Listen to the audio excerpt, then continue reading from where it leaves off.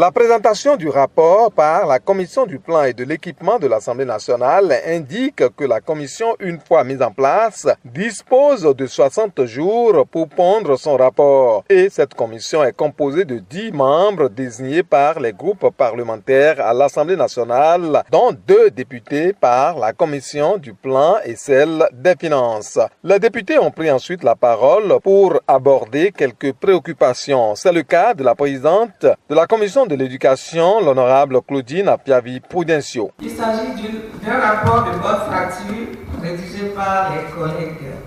Mais le rapport m'a laissé un peu sur ma faim parce qu'on ne peut pas parler d'ABEM sans parler de CCPS. C'est la CCPS qui a laissé place à l'ABEM.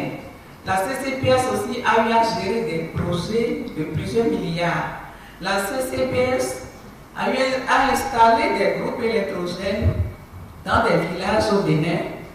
La CCPS a eu à poser des panneaux solaires dans des villages au Bénin et ces panneaux solaires sont abandonnés et sont devenus aujourd'hui la propriété privée de certaines couches de notre population. Donc il faut absolument commencer par la CCPS qui a eu à gérer pas mal de projets avant de laisser place à l'ABEM. En réalité, nous avons opiné sur un texte déposé par un collègue qui effectivement n'avait déposé son texte que par rapport à l'ABEM.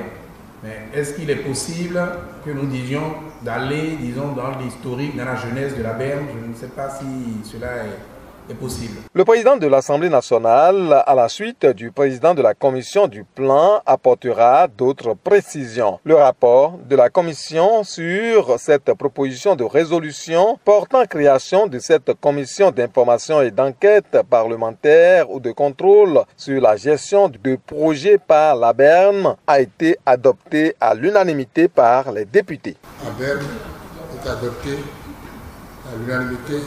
Maintenant, il reviendra à chaque groupe parlementaire de faire parvenir le plus tôt possible le nom de son représentant pour que nous puissions signer la décision de constitution de la commission. La plénière s'est poursuivie avec l'examen de la pétition des populations pour la réhabilitation du quartier Gbewa dans la loi 2013-05 du 27 mai 2013.